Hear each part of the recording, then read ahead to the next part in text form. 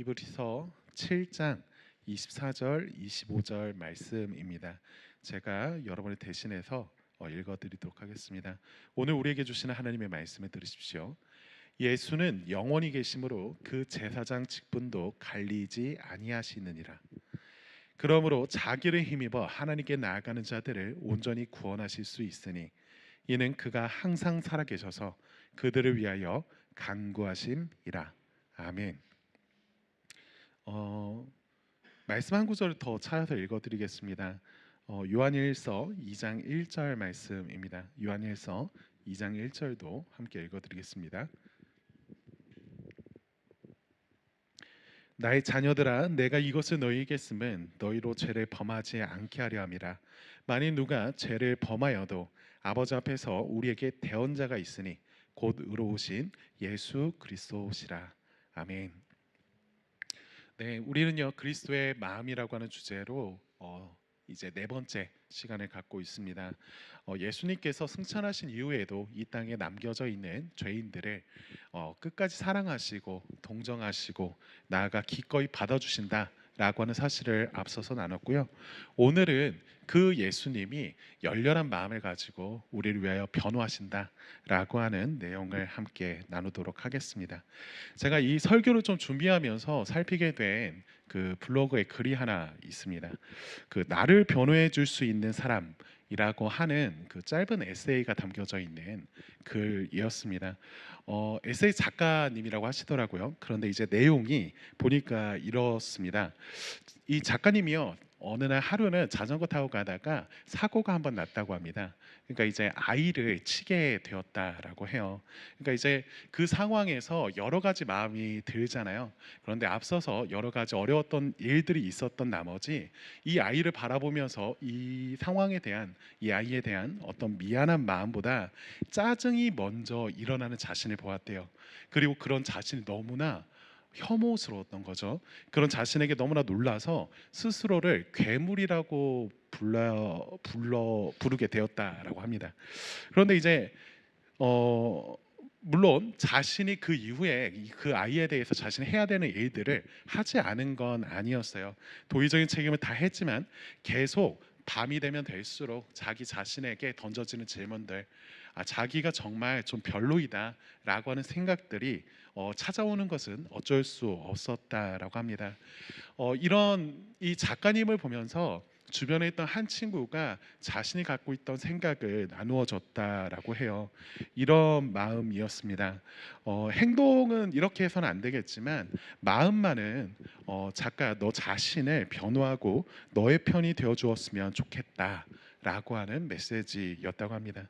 왜냐하면 모든 사람들이 그러한 사람을 필요로 하니까 너가 너를 위하여서 그렇게 했으면 좋겠다라고 전했던 거죠. 그래서 마지막으로 이렇게 말했다고 합니다. 너를 돌보는 일 중에 가장 중요한 것은 너를 변호하는 일이야. 여러분 어떻게 생각 드십니까? 저는요 제 주변에 이런 친구가 있고 제가 그런 상황에 있을 때 이렇게 말을 건네준다라고 한다면 정말 고마울 것 같아요. 그러니까 이제 좋은 친구다라고 하는 거를 우리 다 알 겁니다. 이 글을 쓴 작가님도요 그 마음이 너무나 고맙고 그래서 자기 자신을 돌볼 수 있었다라고 해요. 하지만 그 마음 한편에는 여전히 소란스러운 마음도 있었다라고 합니다. 내가 정말 나의 잘못이 계속됨에도 나의 편이 되어줄 수 있을까? 아마 쉽지는 않겠지만 작가의 말에 의하면 쉽지 않은 일을 하더라도 자신이 앞으로 노력은 좀 해야겠다라고 다짐하는 이야기를 하시더라고요. 제가 이것을 가져와서 여러분들에게 나누는 것은요, 이분의 생각에 대해서 제가 어떻다 저렇다 이렇게 말씀드리고 싶어서가 아니라 오히려 너무 공감돼서 가져왔습니다. 사실 이 고민이요 우리 모두에게도 같이 있죠. 똑같은 사건을 우리가 일으키지 않는다 하더라도요 우리는요 끊임없이 자신을 향하여서 질문하고 자기 자신이 합당한 사람인지를 의문시하는 순간들을 많이 갖습니다. 여러분도 다 아실 겁니다. 우리가 우리 스스로를 변호하는 일에 있어서 그렇게 유능하지 못하다라고 하는 사실이요. 내가 나의 변호인이 되려고 할 때요, 우리는요 동시에 우리 안에 양심이란 그 이름에 고소인이 있다라고 하는 것을 발견하곤 합니다. 이것은 어떤 권위 있는 누군가가 우리 바깥에서 누군가가 공정하게 판결을 내려주지 않는 한 우리 안에서 끊임없이 우리 자신을 변호하려고 하는 생각과 더불어서 그런 자신을 향해서 기소하는 그 마음들 안에서 끊임없는 논쟁을 경험하게 될 겁니다. 이런 어떤 특별한 사건이 있기 때문이 아니죠. 사실 우리가 인생을 바라보는 방식이 이런 증명의 과정처럼 여기기 때문일 겁니다. 여러분, 미국의 극작가 중에 아서 밀러라고 하는 사람이 있습니다. 이 사람이 누구냐면 마릴린 먼로라고 하는 사람 아시죠? 그분의 전 남편이에요. 극작가이고요. 이분이 쓴 희곡 중에 추락 이후라고 하는 극이 있습니다. 근데 이 내용을 보니까 이제 이 마릴린 먼로와 함께했던 시간들과 그 이후의 시간들을 이렇게 떠올리면서 자전적인 글로서 이 희곡을 다루었다라고 평가를 받더라고요. 그런데 이제 이 사람이 여기 한 등장 인물을 통해서 이런 말을 전하는 걸 보았습니다. 인생은 법정 소송이자 끝없는 증명 과정 같다라고요. 여러분, 그렇죠. 우리가 어릴 때에는요, 우리 자신이 얼마나 용감한지를 증명해야만 한다고 생각하며 사는 것 같습니다. 또 나아가서는 우리가 얼마나 똑똑한지를 증명하고 싶어 하고요. 나중에서는 내가 누군가에게 있어서 얼마나 괜찮은 사람인지, 내가 얼마나 좋은 연인이 될 수 있고 좋은 남편, 좋은 아내, 나아가서 좋은 부모가 될 수 있는지를 증명해야 되는 것처럼 우리는 살아가죠.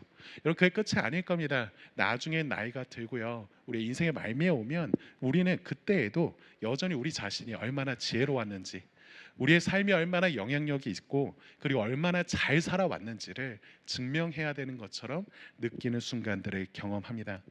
여러분, 이것을 통해서 우리가 알게 되는 것이 있죠. 하나는 이겁니다.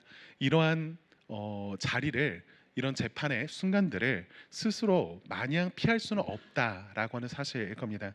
동시에 또 하나 알게 되는 것이 있죠. 그것은 무엇이냐면 우리 스스로를 변호하는 데 있어서 아까 말씀드린 것처럼 유능하지 못하다라고 하는 사실입니다. 우리가 우리 자신에 대해서 그래도 나는 좀 괜찮은 사람 아닌가 아무리 다짐하고 다짐한다 하더라도요, 곧 이내 자신이 그 법정 앞에 피의자로서 서게 된다라고 하는 걸 경험하게 될 겁니다. 우리는요, 끊임없이 외부로부터 오는 한마디를 기다리고 있고요, 그것은 절대적이고 궁극적인 재판장을 요구하고 있습니다. 그러니까 다시 말하면 이렇다는 거예요.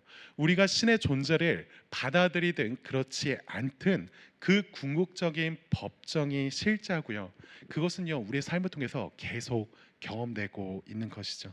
여러분, 그렇다면 우리가 이 상황 앞에서, 이런 문제들 앞에서 어떻게 해야 할까요? 저는요, 여러분들과 이런 질문을 나누고 싶습니다. 그 질문이 이런 겁니다. 저와 여러분이 그 법정에 설 때 홀로 가시겠느냐라고 하는 질문이죠. 무슨 말이냐면, 저와 여러분이 끊임없이 우리의 인생에 던져지는 그 재판대 앞에서, 그 법정 앞에서 여러분들이 홀로 나아가서 스스로를 변호하려고 한다면요, 우리는 계속 괴로워할 수밖에 없을 겁니다. 그런데요, 히브리서 오늘 우리가 읽었던 이 말씀은요, 우리 혼자서만 그 법정으로 나아갈 필요가 없다라고 말하고 있습니다.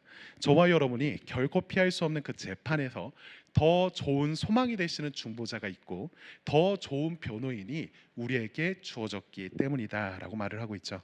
그렇다면 이 변호인이 누구이며 어떤 분이신지를 우리가 살펴봤으면 좋겠습니다. 그리고 나서 이것이 우리의 삶과 정말 어떻게 상관이 되어지는지를 살펴보고 이것을 이루신 예수님에 대해서 나누고 마치도록 하겠습니다. 여러분, 먼저 우리가 처음 읽었던 24절, 25절을 다시 한번 보았으면 좋겠습니다. 함께 읽었으면 좋겠는데요. 히브리서 7장 24절, 25절 말씀 함께 읽겠습니다. 시작. 예수는 영원히 계심으로 그 제사장 직분도 갈리지 아니하니라. 그러므로 자기를 힘입어 하나님께 나아가는 자들을 온전히 구원하실 수 있으니 이는 그가 항상 살아계셔서 그들을 위하여 간구하심이라. 네, 여러분, 히브리서를 앞서서 그대로 동정하신다라고 하는 말씀을 나눌 때에도 한번 언급한 적이 있습니다. 히브리서를 보면요, 계속 제사장에 대한 이야기가 나옵니다. 그러면서 예수님이 그 어떤 제사장들보다도 더 나은 제사장이시다라고 하는 것을 강조하고 있죠. 여러분, 이것을 우리가 들을 때 이 말이 사실이다라고 하는 것을 고개로 끄덕일지언정 우리가 이게 와닿지 않는 때가 있는 것은 그 이유가 간단합니다. 우리가 제사장이라고 하는 말을 자주 듣고 있긴 하지만요, 실제로 그 제사장이 하는 일, 그리고 그 제사장이 어떤 존재인지에 대해서 우리가 현실로서 우리의 눈앞에서 바로 보는 일들이 있지 않기 때문이죠. 그렇지만요, 오늘 우리가 읽었던 이 본문 그 중에서도 25절은요, 한 단어로 이 제사장이 하는 일이 무엇인지에 대해서 분명하게 설명해 주고 있습니다. 그 단어가 뭐냐면 간구하신다라고 하는 단어예요. 25절에 보면 그분이 간구하신다라고 말을 하고 있죠. 여러분, 이 간구라고 하는 단어를 살펴보니까요, 이것을 하나님과 죄인을 그 사이에 두고 중보하는 제사장을 향하여서 쓰이는 말이었습니다. 그런데요, 이 말에는 이 의미만 있는 것이 아니라 더 나아가서 법정에서 대리인으로 출석해서 그 의뢰인의 권리를 주장하는 행위, 변호를 하는 그 행위에도 사용되는 단어입니다. 그래서 제가 아까 전에 읽었던 요한일서 2장 1절 있죠. 거기서 이렇게 말하고 있었습니다. 만일 누가 죄를 범하면 아버지 앞에서 우리에게 대언자가 있으니 곧 의로우신 예수 그리스도시라. 무슨 말이냐면 이런 거죠. 예수님께서 우리의 대제사장 되십니다. 그분은요, 단지 저와 여러분의 하나님 앞에서 중보하는 그 역할 안에서 단지 기도하는 것만 있지 않다라는 거예요. 저와 여러분들을 위하여서 나아가 우리의 문제들을 들고 변호하시는 분이 그 예수님이시다라고 말하고 있는 것이죠. 여러분, 저와 여러분이요, 법정 갈 일이 얼마나 많이 있겠습니까만 없기를 바랍니다. 없었으면 좋겠어요. 근데 여러분, 법정을 가야 되는 일이 우리한테 생긴다라고 한다면 저는요, 웬만해서는 혼자 거기 가지 않을 겁니다. 왜 그럴까요? 제가 법에 대해서 안다면 뭘 얼마나 안다고 혼자 가겠어요. 걱정되잖아요. 두렵습니다. 제가 그 언어와 그 나누어지는 이야기들을 충분히 이해하고 제대로 답변할 수 있을지 잘 모르겠습니다. 그러니까 저는 당연히 그 일에 있어서 전문가 변호인을 찾을 겁니다. 여러분, 그러면 그 변호인이 무슨 일을 하는 것인지 우리는 이해할 수 있죠. 법정에서 저와 여러분을 대신해서 서는 역할, 대신하여서 말하는 역할이 그 변호인이 해야 되는 일일 겁니다. 19세기의 프린스턴 신학자 찰스 하츠가 이 변호인의 성격에 대해서 이렇게 말하고 있습니다. 인용해서 읽어드릴게요. 찰스 하츠의 말입니다. 법적 거래가 이루어지면 법정에서 당신은 보이지 않게 됩니다. 죄송해요. 다시 읽을게요. 법적 거래가 이루어지면 법정에서 당신은 보이지 않게 됩니다. 법정이 보는 건 당신의 변호인이기 때문입니다. 여러분, 무슨 말일까요? 저와 여러분이요, 법정에서 어떻게 보이느냐, 그 재판관 앞에서 사람들 앞에서 어떤 사람으로 여겨지느냐라고 하는 사실은요, 저와 여러분이 얼마나 유능하게 그 자리에서 자신의 말을 나타내고 그 증거들을 나열하느냐에 달려 있는 게 아니라는 겁니다. 저와 여러분의 대리인이 되는 존재, 그 변호인이 그 법정에서 어떻게 보이느냐에 따라서 달려 있는 것이 이것이다라는 것이죠. 여러분, 그렇게 재판의 승패를 결정짓는 것은요, 저와 여러분의 지식이나 유능함이 아닐 겁니다. 만일 변호인이요 유능하다면요, 제가 그렇지 않다 하더라도 그 유능함은 나의 유능함으로 여겨진다라는 것이죠. 그가 이기면요, 내가 이기는 겁니다. 그가 지면요, 변호사 그가 지면 내가 지는 것이 되는 것이죠. 여러분, 이 말이 곧 우리가 그리스도인이 된다는 말과 일치합니다. 여러분, 많은 사람들이요, 그리스도인이 된다라고 하는 것을 이런 식으로 오해하는 경우가 있는 것 같아요. 예수님을 보고 그분을 본보기로서 두고서 그것을 따라하는 것, 그분을 그렇게 따라가는 것이 그리스도인이 된다라고 생각하거나, 혹은 기독교의 사상과 가르침을 이해하고 그것을 따르는 것이 기독교인이 되었다라고 이해를 하죠. 여러분, 어느 정도는 포괄되는 표현이기도 할 겁니다. 하지만요, 그것은 그리스도인이 된다는 것에 있어서 본질은 아닙니다. 여러분, 그리스도인이 된다는 것은 무엇인가요? 예수 그리스도가요, 저와 여러분의 대리자가 되었다라고 하는 것. 그분이 저와 여러분을 대신하는 그 변호인이 되시고 중보자가 되었다라고 하는 사실 안에 우리를 두는 것, 그것이 그리스도인이 되었다라고 하는 것입니다. 저와 여러분이 중보자이신 그리스도 안에 있다는 것, 그것이 그리스도인의 본질이에요.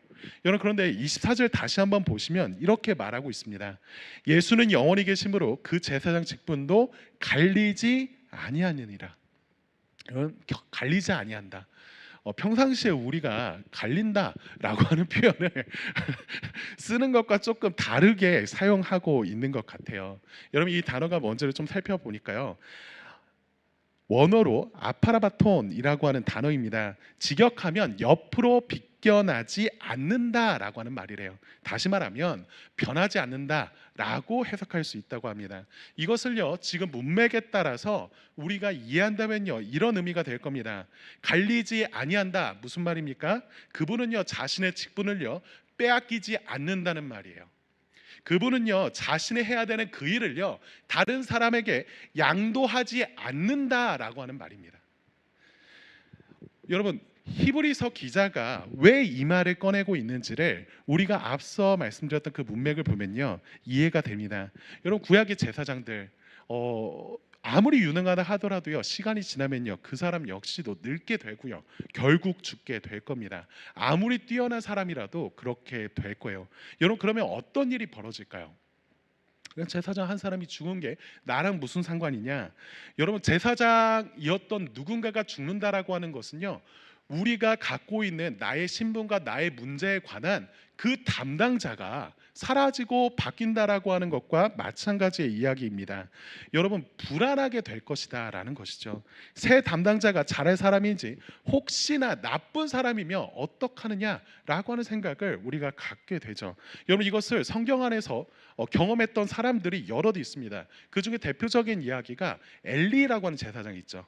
늙었던 그 제사장이요, 이어서 그 늙었던 제사장을 대신하여서 그 자리를 차지했던 아들들이 있었는데, 홈리와 비느하스라고 하는 사람들이죠. 이 사람의 결국 여러분 기억하실 겁니다. 사람들은요, 이 사람들을 통해서 이 제사장들을 통해서 나와서 하나님과의 그 관계의 회복을 바랬지만요, 이 백성들이 이들을 통해서 얻었던 건 위로가 아니었고요, 오히려 이들을 통한 갈취를 계속 경험할 수밖에 없었습니다. 여러분, 나아가서 도피성이라고 하는 것을 봐도 그렇죠. 여러분, 도피성이 뭐예요? 우리가 잘못하면 그 잘못한 것에 있어서 책임을 유보하는 데 있어서 하나님께서 마련하여 주신 장치잖아요. 그런데 이 도피성에 대한 법이 하나가 있었는데, 그게 무엇이냐면, 당시에 대제사장이 바뀌면요, 대제사장이 죽거나 바뀌면 그 도피성에 있던 사람들의 그 법적인 신분과 자유의 기간이요 달라지게 돼요. 그러니까 이런 말이 된다는 거죠. 누가 제사장이냐라고 하는 사실, 그리고 그가 언제까지 그 자리를 지키느냐라고 하는 것은요, 사실 그 구약의 백성들에게 있어서 자기 자신의 문제와 자신의 생존, 하나님과의 그 관계에 있어서 정말로 연결될 수밖에 없는 변수였다라는 겁니다. 여러분, 그런데요, 오늘 우리가 소개하고 있는 이 히브리서의 저자가 우리에게 전하고 소개하고 있는 이 제사장, 이 변호인은요 어떤 분이십니까? 그는요 언제 한번 있다가 떠나는 분이 아니시다라는 거예요. 그분은요 영원히 살아계신 분으로서 당신이 해야 될 일들을 다른 이에게 맡기지 않는 분이라고 말씀하십니다. 여러분, 그분은요 여러분의 문제를 다른 누구에게도 넘기지 않는 분이라는 사실을 기억하십시오. 그렇다면 저와 여러분을 포함한 이야기라고 하는 걸 우리가 더 이해하고 위로 얻을 수 있을 겁니다. 무슨 말입니까? 하나님은요 이 예수 그리스도를 통하여서 저와 여러분의 변호를 맡기셨고, 예수님은요 이 일을 행하는 데 있어서 다른 일을 의지하거나 다른 일을 통하여서 이 일을 해결하지 않으십니다. 우리에게 요구하지 않으신다고요. 너가 정말 내게 속했다라고 하는 것, 그래서 너가 이러한 은혜를 받기에 합당하다라고 하는 것을 여러분들이 제가 증명해내라고 요구받지 않는다라는 겁니다. 여러분, 그분의 직분 자체가요 저와 여러분을 위하여서 그 영원한 자리 가운데 계속 서도록 계획되어져 있는 것이죠.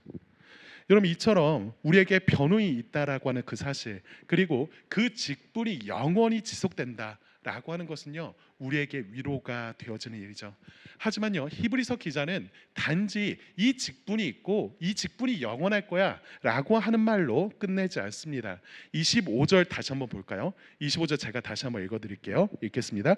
그러므로 자기를 힘입어 하나님께 나아가는 자들을 온전히 구원하실 수 있으니 이는 그가 항상 살아계셔서 그들을 위하여 간구하심이라. 여러분, 기자가요, 이 히브리서 저자가 25절 후반부에서 중요한 한마디를 더했습니다. 뭐라고 하고 있냐면 그가 항상 살아계셔서 그들을 위하여 간구하심이라 라고 말하고 있죠. 여러분, 이 문장의 구조를 자세히 보면 성경은요, 그분이 간구하신다 라고 하는 말 정도로 끝내고 있지 않습니다.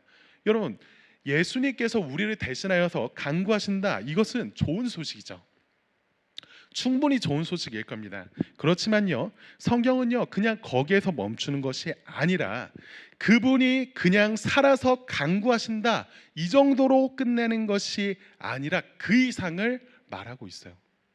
여러분, 무슨 말이냐면 이런 겁니다.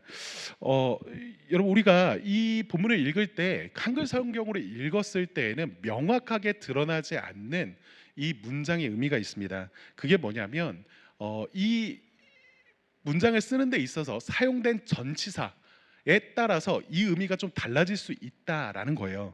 여러분, 헬라어로 보면 여기 문법적으로 그냥 간구하신다, 그분이 살아계셔서 간구하신다 이렇게 되어 있지 않고요, 에이스토라고 하는 그 목적형의 그 문장을 지금 사용하고 있습니다. 직역하면 에이스토, 이게 붙으면 무슨 뜻이 되냐면 뭐뭐 하기 위하여서 뭐뭐 한다 라고 하는 이야기가 돼요.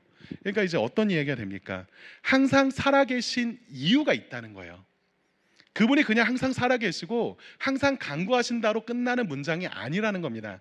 예수님은요, 항상 살아계신 이유가 있어요. 그 목적이 뭡니까? 저와 여러분 같은 자들을 위하여서 간구하기 위한 게 그분이 살아계신 목적이라는 거죠.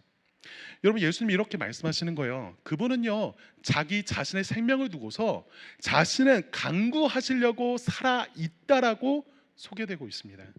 여러분, 간구가요, 부활의 결과가 아니라는 거예요. 간구가 그 부활의 목적이었다라고 하는 것이죠. 여러분, 우리가 생각했을 때 예수님은요, 이 땅 가운데 자신의 제자들과 당신의 따를 자들을 위하여서 열심히 기도하시고 간구하시고 끝끝내 십자가에서 돌아가셨다고 생각을 합니다. 하지만요, 예수님께서 십자가에서 행하신 그 일이 당신의 사역의 끝이 아니라는 것이죠.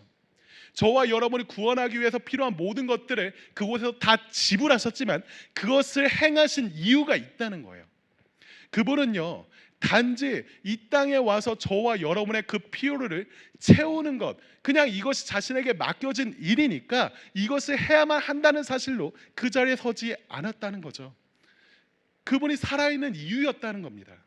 그분이 이 땅에 와서 살아 있어야 되는, 그분이 죽었어야 하는, 그리고 다시 살아가야 하는 그 이유가 저와 여러분을 위해서 간구하는 것, 저와 여러분을 위하여서 중보하는 것, 저와 여러분을 위하여서 변호하는 것에 있었다라는 것이죠.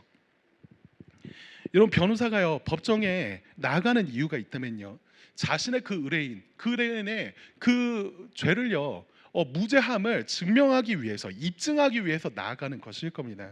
여러분, 하나님 우편에 계신 예수님은요, 자신의 생명의 이유를 들고서 이와 같이 설명하신다는 거죠. 저와 여러분을 변호하기 위해서 내가 살아있다라고 말씀하신다는 거예요. 여러분, 이게 왜 중요할까요? 누군가가 무엇을 하려고 산다는 것은요, 사실 이런 의미기도 하잖아요. 그것은요, 그 사람의 기쁨이라는 뜻일 겁니다. 여러분, 예수님이요, 자신이 살아있는 이유가 저와 여러분을 변호하기 위해서라고 합니다. 여러분, 그것은요, 단지 자신이 해내야 할 일로 끝나는 것이 아니라 자신의 삶의 목적이요, 자신의 기쁨이라고 말하고 있습니다. 여러분, 그렇다면요, 예수님은 이 일을 행하시는 데 있어서 자신의 마음과 떨어진 일로서 주어진 것이 아니기 때문에 당신의 그 사역을 행하는 데 있어서 결코 멈출 수가 없습니다. 여러분, 아이를 낳은 아버지가요, 어머니가요, 아이를 낳은 부모가 아이를 돌보는 것을 자신이 해야 될 일이다 라고 하는 그 목록 사이에 이렇게 올려놓고 억지로 하는 거 아니잖아요. 때로는 자기가 착각할 수는 있어도 자신이 이 아이를 돌봐야 된다라고 하는 건 때로는요 자신의 삶의 이유라고 하는 걸 받아들이는 순간들이 있죠. 여러분 그렇게 예수님의 중보와 변호는 그저 해치워야 하는 일이나 업무가 아닙니다. 그분의 삶 자체예요. 여러분 17세기의 청교도 신학자 토마스 굿딘이 이 구절을 묵상하면서 예수님의 마음을 이렇게 표현한 바가 있습니다. 예수님이 이런 식으로 말했다라는 거예요. 예수님의 말입니다. 나는 너희들 없이는 살 수가 없다. 내가 있는 곳에 너희들도 함께 있어서 우리가 다시는 헤어지지 않을 때까지 내 마음은 절대 진정되지 않아. 이것이 진실이다. 하늘도 나를 진정시키지 못하고 내가 아버지와 나누는 교제도 나를 진정시키지 못해. 여러분 이게요 예수님이 오늘 이 본문을 가지고 당신이 하시는 일만이 아니라 당신의 마음이 어떠한지를 우리에게 보여주고 계신 겁니다. 그분이 하늘의 영광 가운데 계시면서 아버지와 함께 계시면서도요 저와 여러분이 아니면 만족스럽지 않다 여기세요. 그것이 그분이 간구하시려고 살아 계신다라고 하는 말의 의미입니다. 여러분 예수님의 행하시는 이 변호가 억지가 아니라 그분의 기쁨이라고 하는 사실을 기억하십시오. 여러분 이런 생각을 하시는 분이 있을지 모르겠어요. 아니 이미 우리가 말씀을 들으면서 예수님께 행하신 그 일 안에 승리가 약속되어 있다는 것을 압니다. 그런데 왜 그분께서 이미 이긴 그것을 가지고서 계속 간구하시는 겁니까? 혹은 왜 그 간구하는 것이 기뻐하는 것이라면 이미 이길 거 아는데 예수님이 다 이기셨는데 예수님은 이때에 그 간구를 가지고 기쁨으로 행하시는 것이냐? 라고 하는 것이죠. 여러분 예를 들면 이런 예를 들어드릴 수 있을 것 같아요. 만약에 어떤 형이요 동생이 어떤 그 달리기 시합 이런 데 나가가지고 달리고 있는데 그 동생이 결국 마지막에 그 결승선에 먼저 도착하게 될 것이다라고 하는 사실을 확실히 알고 있다고 합시다. 뭔 말인가 싶죠? 간단히 말하면 달리기 했는데 형이 응원하러 갔어요. 근데 형이요 동생이 1등으로 들어온다라고 하는 것을 알게 되었다라고 해서 동생을 응원하지 않는 법은 없다고요. 동생을 향하여서 소리 지르지 않지 않는다고요. 뭔 말이야? 소리 지른다고요. 무슨 말인지 알겠죠? 여러분 왜 그럴까요? 형은요 이 동생이 좋은 거예요. 동생이 행하는 그 일들과 동생이 이뤄내는 그 무엇이 자신의 기쁨이 되는 겁니다. 왜요? 자기가 형이니까요. 내 동생이니까 그렇습니다. 여러분 예수님께 중보라고 하는 것은요 변론이라고 하는 것은 이런 것입니다. 그분이요 결과를 아시면서도 분명히 이길 것을 확신하면서도 열렬히 변호하는 이유는요 저와 여러분이 남이 아니기 때문이에요. 그분의 형제이기 때문입니다. 여러분 이것은요 단지 그 토마스 굿딘이나 앞선 신학자들의 그냥 상상만이 아니라고 하는 걸 성경 자체가 보여주고 있습니다. 여러분 부활 후에 예수님께서요 사람들을 만났을 때 처음으로 건넸던 말 그게 무엇인지 아십니까? 요한복음 20장 17절을 보면요 제자들은요 주님을 버리게 되었고요 베드로는 예수님을 3번이나 부인하고 나머지는 모두 다 도망쳤었죠. 그 상황에서 부활하신 주님이 가장 먼저 하신 말은요 책망이 아니었습니다. 그분은요 한마디의 질타도 없이 이렇게 말씀하셨어요. 가서 내 형제들에게 이르라 라고요. 여러분 히브리서 기자가요 이런 말을 합니다. 그가 그들의 형제라 부르시기를 부끄하지 아니하셨다라고요. 여러분 생각해보면 사실 부끄러워해야 했던 존재는요 제자들이나 우리들이죠. 잘못하는 사람들이잖아요. 그런데 예수님은요 자신이 정말 그 어떤 때보다 더 놀라운 영광의 자리에 들어가는 그 순간에 가장 먼저 한 일이 무엇이었냐면 그 도망친 제자들을 다시 찾으시고 그들을 향하여 내 형제라고 부르시는 것이었습니다. 여러분, 우리의 변호인이 이런 분이라는 거예요. 그분은요, 단지 그 자격만 갖추고 그 일을 계속한다 이렇게 끝나는 게 아니고요, 자격 하나 없는 저와 여러분의 이름을 부르시며 그런 우리를 위해서 간구하고 변호하는 것을 자신의 그 무엇과도 바꿀 수 없는 큰 기쁨으로 여기시는 분이십니다. 저와 여러분이 기도를 멈추고 더 이상 아무것도 할 수 없어서 그저 머물러 있는 그 밤에도요, 그 시간에도요, 하늘 보좌에 계신 우리 그리스도는요, 저와 여러분을 위해 더 열렬히 간구하고 변호하고 계세요. 여러분, 그렇다면 우리는 이렇게 말할 수 있죠. 예수님의 마음은요, 나보다 나를 향하여서 더 큰 마음을 갖고 계십니다. 예수님은요, 나보다 나를 더 사랑하세요. 나보다 나를 더 위하십니다. 이분이 우리를 향하여서 가지고 있는 그 열심을 보십시오. 여러분, 그럼 두 번째로 이걸 적용해 봅시다. 예수님이 이런 분이시다, 이런 열정을 가지신 분이시다, 이렇게 우리보다 큰 마음을 갖고 계시다라고 하는 것을 우리가 믿는다면요, 우리의 삶에 어떤 변화가 있을까요?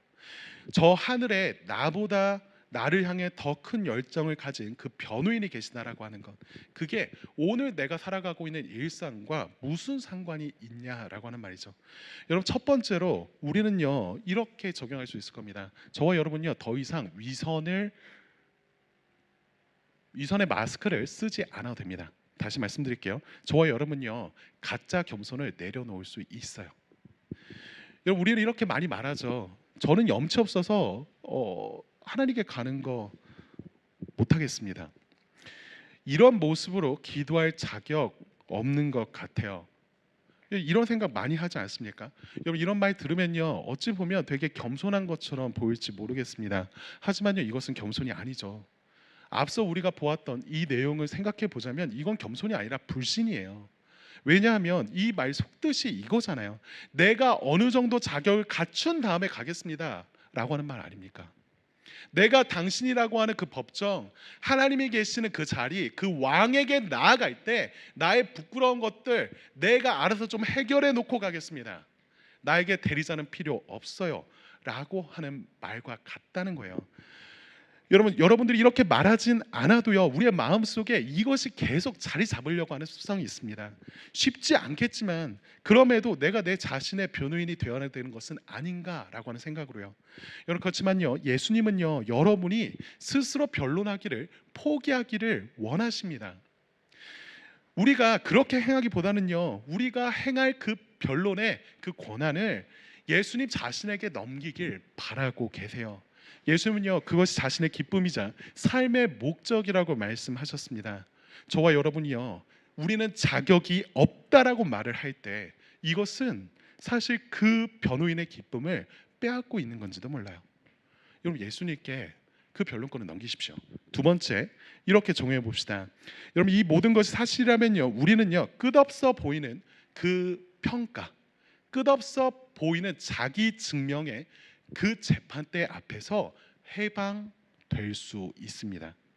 여러분, 누군가가 우리를 향해서 어떻게 평가하거나 혹은 긍정적인 평가든 아니면 뭐 비난이든, 여러분, 그 얘기를 들을 때요, 우리는 더 이상 그것 때문에 한참 떨어지거나 한참 하늘을 나르지 않을 겁니다. 그보다는요, 그 모든 말을 들으면서 더 여유 있게 그 이야기들을 객관적으로 받아들일 수 있게 될 거예요. 여러분, 아까 제가 처음에 아서 밀러라고 하는 그 극작가의 이야기했던 거 기억하시죠? 이 사람은요, 인생은 끝없는 자기 증명의 과정이라고 말했습니다. 우리가 얼마나 용감한지 영리한지 얼마나 괜찮은 사람인지를 계속 증명해야 된다라고 말을 했죠. 여러분, 그런데요, 우리가 이 땅에서 계속 그렇게 살아가는 그 과정 안에서 이미 그 하늘에 있는 법정에서 그 영원하신 그 완전하신 변호인이 나의 무죄됨을 이미 완벽하게 주장하고 외치고 계시다라고 하면요, 우리가 이 땅에서 듣고 있는 그 평가요, 그 기소의 말들이 이전과 달라 보이게 될 겁니다. 여러분 이 말이요, 물론 그 전에 우리가 이 땅에서 듣게 되는 이야기가 전혀 중요하지 않다라고 하는 것은 아닙니다. 여러분 이 땅에서 받게 되는 평가 무겁게 생각해야 되죠. 하지만요, 그것이 우리의 삶을 결정짓는 궁극적인 무거움이 되지는 못한다라는 거예요. 여러분 그래서 우리는요 이런 자유를 누리게 될 겁니다. 누군가가요 우리를 비판하는 거예요. 그리고 날카롭게 지적합니다. 여러분 그러면 우리가 보통 어떻게 해요? 그때 바로 나오게 되는 거 있잖아요. 자기 변호. 제가 사실은 이런 사정이 있어서, 제가 사실은 이런 사람이라라고 하는 말들로 열심히 우리 자신을 보호하고 싶어 하잖아요. 여러분 그러다가 그것이 잘 먹히지 않으면 어떻게 됩니까? 결국 무너지게 되죠. 끝끝내 우리 자신을 향하여서 우리 스스로도 별로 탐탁치 않게 생각하면서 아 나는 정말 안 되는 사람인가 보다 라고 하며 끊임없이 바닥을 긁게 될 겁니다. 여러분 그런데요, 예수님이 우리의 변호인이 되신다라고 하는 그 사실, 그것을 우리가 믿는다면요 우리는 이제 이렇게 말할 수 있다는 거예요. 맞습니다. 당신이 한 말처럼 저는 자격 없는 사람이에요. 하지만요 솔직히 당신이 내가 얼마나 엉망인지 충분히 알고 있다고 생각하진 않습니다. 놀리는 것 같나요? 어, 사실 나는 더 엉망인 사람이다 라고 하는 것을 자기 비하와 괴로움으로 가져오는 게 아니고요, 오히려 그 모든 것을 인정하고 받아들이면서 다시 일어설 수 있는 용기를 갖게 되어지죠. 여러분 그렇지 않나요? 사실 우리 같은 사람이요 그리스도인이 되었다라고 하는 것, 이거 이상한 거 아닙니까? 여러분 엄밀히 말해서 하나님께 어울리는 사람이라고 말할 수 있는 사람은 없잖아요. 적어도 저는 그래요. 여러분들 그럴 거예요. 여러분 근데 이해할 수는 없어도, 우리가 왜 그리스도인이 되었는지, 우리를 왜 그리스도인이라고 부르시는지 우리가 다 이해할 수는 없어도 어쨌든 그것은 사실이다라고 하는 거. 여러분 이것을 끝까지 의심하면서 그 결국으로서 받아들이는 게 아니라 거기에서 쉴 수 있는 자유를 얻게 되는 겁니다. 여러분 이건 오만이 아닙니다. 이것은요 복음이 주는 자유예요. 복음이 주는 즐거움입니다. 여러분 팀켈러 목사님 잘 아시죠? 팀켈러 목사님은요 이 부분을 이렇게 설명을 하시더라고요. 복음은 당신이 감히 믿을 수 없을 만큼 큰 죄인이라고 말합니다. 동시에 감히 희망할 수 없을 만큼 당신은 사랑받았다라고 말을 하죠. 이 둘이 동시에 작동할 때 사람은 그때 비로소 겸손하고 또한 담대해진다라고요. 여러분 이때 비로소 우리는요 그 사람과 진정한 우정을 나눌 수 있게 될 겁니다. 그 사람이 보이는 모습은요 비굴하거나 혹은 오만한 모습이 아니라 굉장히 매력적인 사람의 모습으로 보이게 될 거예요. 여러분 이건 하늘 보좌의 변호인을 가진 자가 갖는 상품입니다. 여러분 세 번째 적용은 이겁니다. 앞서 말씀드린 것과 연속되어지는 것인데요. 세 번째 적용으로는 이렇게 말할 수 있습니다. 우리는요 실패 앞에서 다시 일어날 수 있습니다. 여러분 베드로와 유다, 그러니까 이제 예수님의 제자들을 생각해 봅시다. 여러분 둘 다요 예수님을 향해서 배신을 행했죠. 베드로는 3번 부인했고요. 유다는 예수님을 은 30에 팔아 넘겼습니다. 여러분 이후에 어떤 일이 벌어졌는지 여러분 기억하실 겁니다. 가룟 유다는요 밭에서 목을 매달고 죽게 되었고요. 베드로는요 그 오순절과 그 이후에 계속 예수님의 사람으로서 당신의 일들을 계속 행하고 있었죠. 여러분 이 둘의 차이가 어디서 올까요? 베드로가 더 강력한 의지나 더 강력한 자기 확신이 있었기 때문이 아닐 겁니다. 차이는요 그냥 하나예요. 누가복음 22장에서 예수님이요 베드로에게 말씀하셨습니다. 시몬아 시몬아 사탄이 밀가부르듯 너희를 치기를 요구하였으나 나는 너를 위하여 기도하였노니. 그리고 결정적으로 예수님이 이렇게 말씀하세요. 네가 돌이키면 이라고 말씀하지 않으시고요. 네가 돌이킨 후에 라고 말씀하십니다.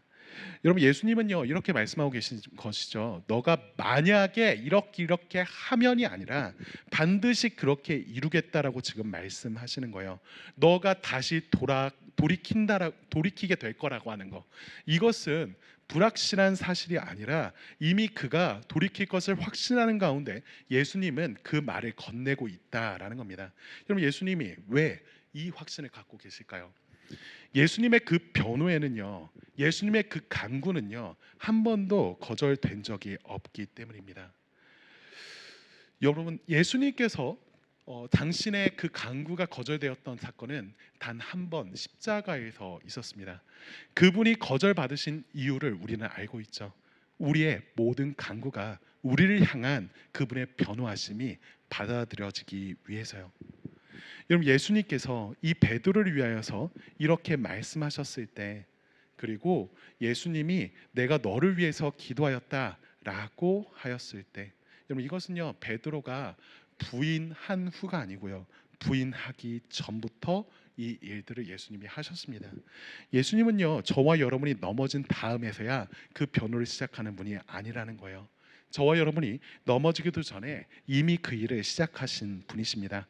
우리가 같은 죄로 반복해서 넘어지는 그 순간에도요 우리의 변호인은요 만약이 아니라 반드시의 확신을 가지고 변호하고 계십니다.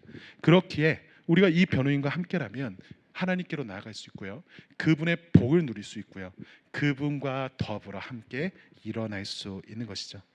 여러분 그럼 마지막으로 한 가지만 더 다루도록 합시다. 이 모든 것이 우리에게 어떻게 가능할 수 있게 되었느냐, 이 부분에 있어서 예수님의 하신 일들을 생각해 봤으면 좋겠습니다. 여러분 우리가 앞서 이야기를 이렇게 살펴보면서 이런 생각을 하시는 분도 있을 거예요. 이 변호인의 마음, 이 예수님의 마음이 굉장히 열렬하다라고 하는 거 알겠습니다. 이 변호인 때문에 우리가 자유를 얻을 수 있고 용기를 얻을 수 있다는 것 알겠습니다. 그렇지만 나는 계속 죄를 짓는 사람입니다. 내가 계속 넘어지고 쓰러지는데 결국 하나님 앞에서 끝끝내 우리가 거절당하지 않을 그 보장이 어디에 있습니까? 여러분 많은 분들이요 이 이야기들을 들을 때 이것을 사실이라고 받아들이고 싶어 하면서도 끝까지 헷갈려하고 어려워하는 이유가 여기 있는 것 같아요. 그건 뭐냐면 예수님께서 하나님을 향해서 우리를 위하여 하나님을 향해 중보하실 때, 변호하실 때 그때 모습을요 마치 예수님이 하시는 실제 모습과 다르게 이미지를 우리가 갖고 있기 때문이죠. 예수님이 한없이 중보하시고 변하신다는 거 우리가 머리로 압니다. 하지만 우리의 마음에 안식이 없는 것은요 우리의 머릿속에 그 변호인이 하고 있는 그 간구가 마치 하나님을 향하여서 당신의 자비를 달라라고 구걸하고 있는 것처럼 그리고 있기 때문일지도 모릅니다. 다시 말씀드릴게요. 여러분 우리가요 이 모든 내용을 보면서 예수님 우리의 변호인이시다, 그분이 우리를 위해서 항상 변호하신다, 끝까지 변호하신다 라고 하는 것을 받아들이면서도 이 안에서 위로를 받지 못하는 이유가 있다면요 그분이 우리를 위하여 간구하시고 변호하시는 것을요 마치 하나님의 자비를 구걸하는 모습처럼 이미지화하고 있어서일지도 몰라요. 여러분 그렇지 않습니까? 우리가요 머릿속에서 예수님의 그 중보하심, 변호하심을 이런 식으로 많이 생각을 해요. 예수님의 아버지 앞에서, 그 하나님 앞에서 이렇게 외치시는 거죠. 하나님 얘가요 죄를 또 졌어요. 한 번만 더 봐주십시오. 사실 얘 진심은 이렇지 않은데 사실은 착한 애인데 얘가 좀 약합니다. 제 체면을 봐서 한 번만 더 봐주십시오 라고 하면 하나님께서 마치 한숨을 쉬면서 이번만 그래 어쩔 수 없지 라고 하는 식으로 넘어가는 것처럼 생각하는 것이죠. 여러분 이런 이미지로 그분의 중보와 변호를 생각하고 있다면요 그 바로 이어서 우리에게 나오는 질문이 그런 거예요. 이게 얼마나 갈까? 내가 계속 넘어지고 쓰러지는데 그분이 지겨워하지 않을까? 라고 하는 생각이 드는 게 사실 이런 이미지에서 나온다는 것이죠. 여러분, 그런데 본문은요 전혀 다른 이미지를 보여주고 있습니다. 여러분 25절 상반절 다시 한번 보시면요, 거기에는 온전히 구원하실 수 있다라고 하는 말을 하고 있죠. 여러분, 여기에서 온전이라고 하는 건 그분이 정말 끝까지 완전히 그렇게 구원하신다라는 이야기예요. 여러분, 그냥 이렇게 보면 그분이 구원할까 아닐까라고 들릴지 몰라도 그런 이야기가 아니다라는 겁니다. 여러분 27절 우리가 읽지 않았지만요, 27절은 이렇게 말하고 있습니다. 그는 저 대사장들과 먼저 자기 죄를 위하고 다음에 백성의 죄를 위하여 날마다 제사 드리는 것과 같이 할 필요가 없으니 이는 그가 단번에 자기를 드려 이루셨습니다. 이런 무슨 말이냐면 이런 거예요. 예수님께서 하나님 앞에 나아가서 우리를 위하여서 간구하실 때요, 변호하실 때는요, 그분은요 그 하나님의 감정을 자극하거나 그 자비심에 기대어서 구걸하는 것이 아니라 그분은요 당당히 정의로서 증거를 내밀고 계십니다. 예수님은요 하나님 앞에서 불쌍히 좀 여겨주세요 이렇게 말하지 않는다고요. 예수님은요 저와 여러분을 위하여 변론하시면서 그분은요 당당히 말씀하십니다. 하나님, 당신은 정의로운 분 아닙니까? 당신은 공의로우신 분 아닙니까? 그렇다면요 이 모든 것에 이미 치루어진 값을 보십시오.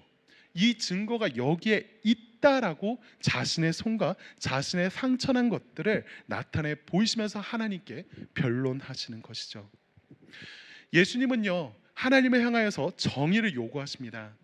하나님은 죄의 삭시 사망이라고 하였고 그 죄의 삭대로 예수님의 피가 지불되었다라고 하는 것을 말씀하시며 그 값을 두 번 치를 수 없다라고 하는 사실을 강조하십니다.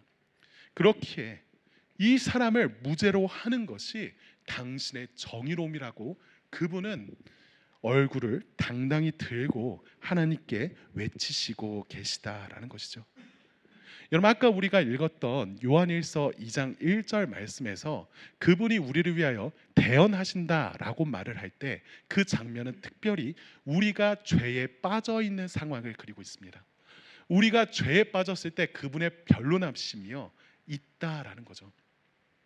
예수님은요 저와 여러분을 위하여서 끊임없이 찾아오는 기소와 참소의 그 자리 가운데 여러분을 가만히 두지 않으신다라는 거예요.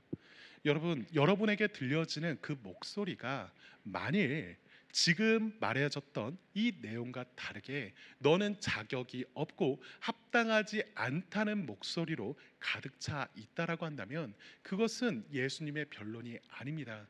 예수님은요 여러분을 위해서 정의를 요구하고 계십니다. 그렇게 요한일서 1장 9절도 이렇게 말합니다. 만일 우리가 우리 죄를 자백하면 그는 미쁘시고 의로우사 우리 죄를 사하시며.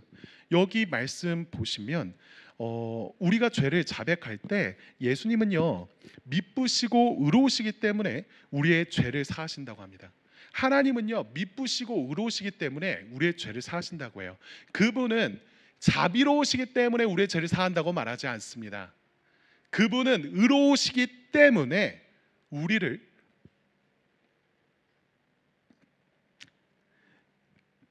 죄를 사하신다라고 말하고 있죠. 여러분, 이게 되게 큰 차이입니다. 여러분, 자비를 구하면 될 수도 있고 안 될 수도 있습니다. 자비는 재판관의 마음에 달려 있죠. 오늘은 받을 수도 있지만 내일은 모릅니다. 그래서 우리가 그 마음을 제대로 알지 못하는 것 같아서 불안해하죠. 하지만요 지금 요구되고 있는 건 정의입니다. 저와 여러분의 구원과 저와 여러분의 변론은요 하나님의 어떠한 기분 그 순간의 마음에 달려 있는 게 아니라 하나님의 정의로움과 그 아들의 피에 걸려 있습니다. 이것은 반박 불가능한 사건이고 이것이 주님이 저와 여러분의 명예를 걸고 우리의 승리를 확정 지은 일이지요. 그분이 행하신 그 모든 일 때문에 그분의 마음 때문에 우리는 더 확실한 증거로서 이 모든 것을 받아들일 수 있을 겁니다. 여러분, 말씀 맺겠습니다. 서론에서 말씀드렸던 그 블로그 글 있죠. 그리고 그 블로그 글에 친구가 했다는 말, 너를 돌보는 가장 중요한 일은 너 자신을 변호하는 일이야 라고 하는 그 말이에요. 오늘 성경은요 한 가지 더 깊은 내용을 우리에게 전해주고 있습니다. 너를 돌보는 데 있어서 가장 중요한 것이 있다면 너의 그 변론권을 예수님께 넘겨드리는 것이라고요. 여러분, 저와 여러분의 그 인생에서 우리를 위해서 가장 열심히 일하고 가장 열심히 변론하는 분은 우리 자신이 아닙니다. 하늘에 계신 대언자 예수 그리스도이시죠. 저와 여러분이 자기를 증명하려 애쓰다가 지쳐 잠들었던 그 순간, 그 밤에도요, 혹은 우리 스스로가 괴물 같아 보여 고개를 들지 못하던 순간에도 그 보좌의 변호사는요 결코 서류를 덮지 않으십니다. 그분은 저와 여러분을 위해 여전히 그 자리에서 살아가고 계십니다. 그분이 우리를 위해서 그 하신 말씀을 기억하며 우리 주님께로 나아갑시다. 그분이 이미 승리하셨고 당신의 마음을 우리에게 비춰 보이셨습니다. 우리 같이 찬양하고 기도하겠습니다. 앞서 불렀던